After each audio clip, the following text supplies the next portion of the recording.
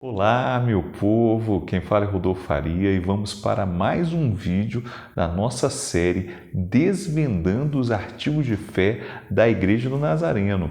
E vamos tratar de novo sobre o segundo artigo de fé, Jesus Cristo, e tratar sobre os concílios ecumênicos nos 5 primeiros séculos da era cristã.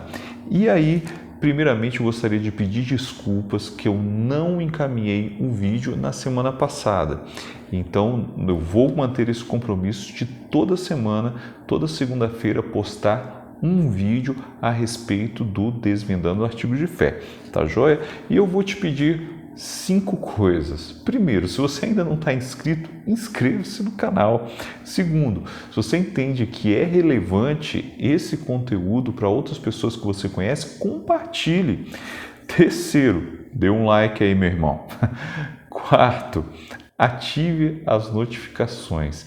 E quinto, comente, porque aí vai mostrar para o YouTube que você está engajado nas informações aqui prestadas, tá bom? Então vamos continuar. Primeiramente, atenção. Por que será que eu vou tratar sobre esse assunto?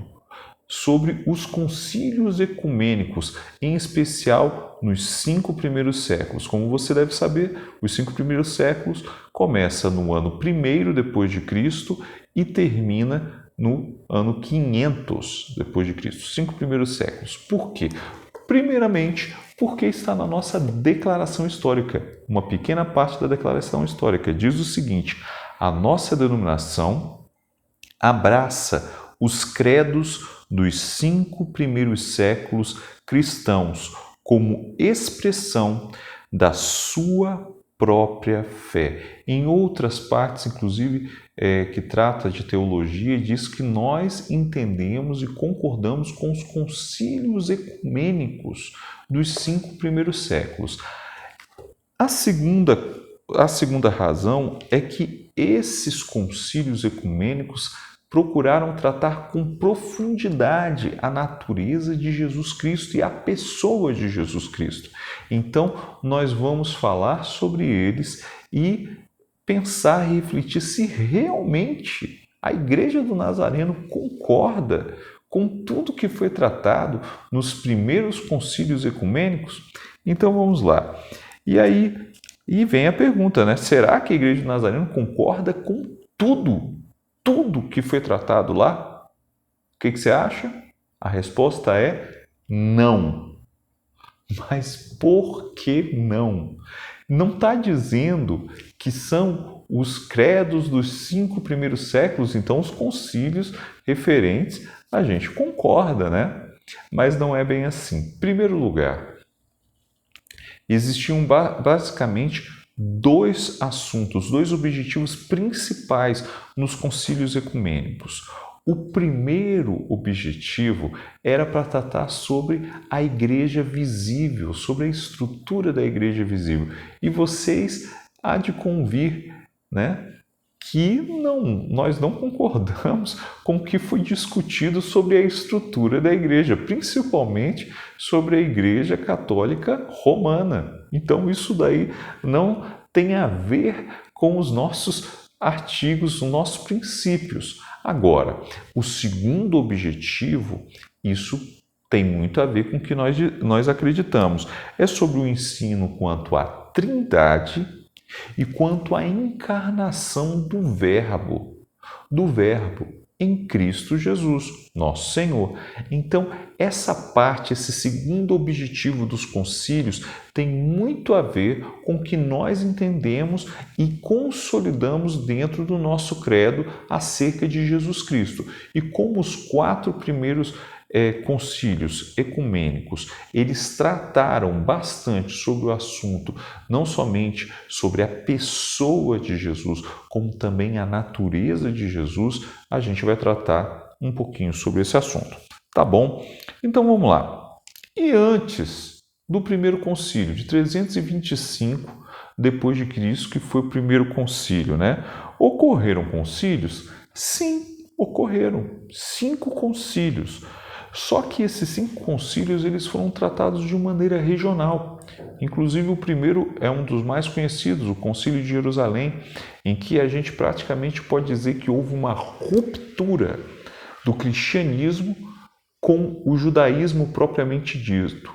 Nesse momento, entende-se que os gentios, sim, têm parte com a aliança em Cristo Jesus, nosso Senhor. Isso aconteceu em torno de 49 ou 51 depois de Cristo, não se sabe precisar, mas foi mais ou menos nessa data, em que entendeu os apóstolos em Jerusalém que a promessa da salvação, sim, veio para os gentios, e os gentios eles também têm parte e podem sim ser adotados como filhos de Deus. Perfeito? Então, vamos lá. Primeira coisa, você realmente acredita que esses concílios eles são ecumênicos? Ou seja, eles têm uma abrangência totalmente geral em todas as pessoas do mundo? Esses 4 primeiros concílios? Eu posso te responder categoricamente. É claro que não. Por que eles são chamados ecumênicos? Porque eles foram convocados pelos imperadores romanos. Os primeiros concílios foram convocados pelos imperadores romanos, em que tinha uma abrangência territorial enorme. Imagina o Império Romano no início da Antiguidade, era muito grande. Só que eu posso te afirmar que não é ecumênico, porque, inclusive, um dos apóstolos, que é o Tomé, tem-se dados históricos que ele chegou a evangelizar, inclusive na Índia, ou seja, fora das divisas do Império Romano. Inclusive, Tomé, ele morreu perto da cidade de Badras, na Índia. Então, só por essa informação, você já pode colocar o dedão aí, ó, dar um like aí para mim e abençoar, beleza? Mas convencionou-se ecumênico por causa desse alcance em vários bispos, por uma quantidade grande de bispos. Então, vamos começar a falar agora, finalmente, sobre os concílios ecumênicos. O primeiro concílio ecumênico, eu já falei em vídeos anteriores, é o Concílio de Nicéia. Foi, né? O Concílio de Nicéia, que aconteceu no ano 325 depois de Cristo, e historicamente dizem que reuniu-se 318 bispos. Mas a verdade é que esse número ele é bem simbólico, né? Por causa dos 318 valentes de Abraão. Acredita-se mesmo que tenha conseguido reunir 250 a 270 bispos e não 318 bispos, como se a lenda recorre. E foi convocado por quem? Pelo imperador Constantino, em que esses bispos se reuniram para tratar sobre a controvérsia ariana. Eu já falei sobre isso. Basicamente, Ario entendia que Jesus de Nazaré não era Deus. Ele seria uma criatura acima dos homens, mas abaixo de Deus Pai. E diante dessa controvérsia, foi-se firmado um entendimento ortodoxo, correto, entendendo que Ario era uma doutrina herética, essa doutrina ariana, e que Jesus ele tem a mesma natureza, a mesma substância do Pai. Então, nesse primeiro momento, foi colocado que Jesus, essa deidade de Deus, foi confirmada. Tá joia? No ano 381 depois de Cristo, foi-se convocado pelo imperador, também pelo imperador Teodósio I, na cidade de Constantinopla, em torno de 150 bispos, para tratar sobre a controvérsia macedoniana. Que controvérsia era essa? Macedônio, ele entendia que o Espírito Santo não era uma pessoa. e sim uma força, um poder de Deus. E isso daí foi discutido no concílio, nesse concílio. E nesse concílio foi-se colocado e firmado que o Espírito Santo também, da mesma forma que Jesus é uma pessoa e também em uma mesma substância, o Espírito Santo também é uma pessoa com a mesma substância do Pai. E foi nesse concílio que se consolidou a doutrina da Trindade, em que se firmou esse entendimento que Deus, ele é um Deus em três pessoas e uma essência, uma mesma substância. E isso se firmou na maior parte das igrejas, das denominações que se consideram cristãs. Mas existem outras denominações que se denominam cristãs e que não têm o entendimento da Trindade? Existe, mas a maior parte entende que a Trindade ela é ortodoxa. E daí veio o credo niceno-constantinopolitano, ou seja, que tomou aquele primeiro entendimento refutando o arianismo e esse refutando também essa doutrina macedoniana, para que entendamos que há um Deus em três pessoas na mesma substância. Tá joia? Então vamos agora para o terceiro concílio ecumênico, que foi na cidade de Éfeso, no ano de 431 d.C., também convocado por um imperador chamado Teodósio II, e a controvérsia é chamada controvérsia nestoriana. Por que nestoriana? Lógico que é acerca de Nestório, que é um patriarca de Constantinopla. Olha a importância deste homem. Mas Nestório, ele veio com a seguinte doutrina, de que haveriam duas pessoas em Jesus. Uma que era o próprio Cristo, o Messias, o ungido. E outra que é a pessoa divina, Deus, o Filho de Deus. Então pensem bem. Basicamente a gente tem dois problemas aqui.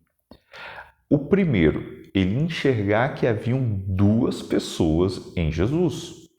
E o segundo problema é que ele trazia também a visão de que em Maria nasceu apenas o Cristo e não nasceu Deus. Talvez você fale, não, peraí, mas nascer Deus? Como assim? Claro que Maria não é a mãe de Deus. Pois é, mas no Concílio de Éfeso se firmou o entendimento de que em Maria nasceu uma pessoa, que isso a gente entende da mesma maneira, mas ao mesmo tempo entende que Maria gerou não somente o Cristo, o Messias, mas também o próprio Deus. Por isso que na oração Ave Maria, né? Mãe de Deus, a Mãe de Deus. E nesse concílio foi firmado que Maria, por ser mãe de Jesus Cristo, ela também é a Mãe de Deus. É claro que a maioria das igrejas protestantes, entendo eu, enxergam que Maria não é mãe de Deus. Nessa parte do Concílio de Nicéia, nós não concordamos. Mas espera aí, a Igreja do Nazareno não diz que nós concordamos? Espera aí, mas são com os credos, não é com o que foi firmado em todos os concílios, mas sim o que foi colocado no credo. E no credo diz de forma bem clara que por Maria, pela Virgem Maria, que nasceu Jesus. E isso nós acreditamos. Não está escrito dentro do credo, né, firmado nesse período, de que Maria seria mãe de Deus. Tá joia? Então vamos seguir em frente. E aí, no final, como eu já falei, foi entendido de que o credo, né, o credo não, perdão, de que Jesus, ele teria essas duas naturezas, evidentemente, né, tanto a humana quanto a divina, e Maria seria a mãe de Deus, refutando completamente a visão nestoriana de que haviam duas pessoas, né? Isso daí foi refutado. Então vamos lá. Um pouco tempo depois, 20 anos depois, foi feito um novo concílio ecumênico, também convocado por um imperador, o imperador Marciano, tá? Isso aconteceu na cidade de Calcedônia. E havia uma controvérsia, a controvérsia eutiquiniana, né? Eutiques era um monge também da cidade de Constantinopla, e ele entendia que Jesus tinha apenas uma natureza. A gente também chama como monofisismo, apenas uma natureza, que seria a natureza humana, basicamente isso, né?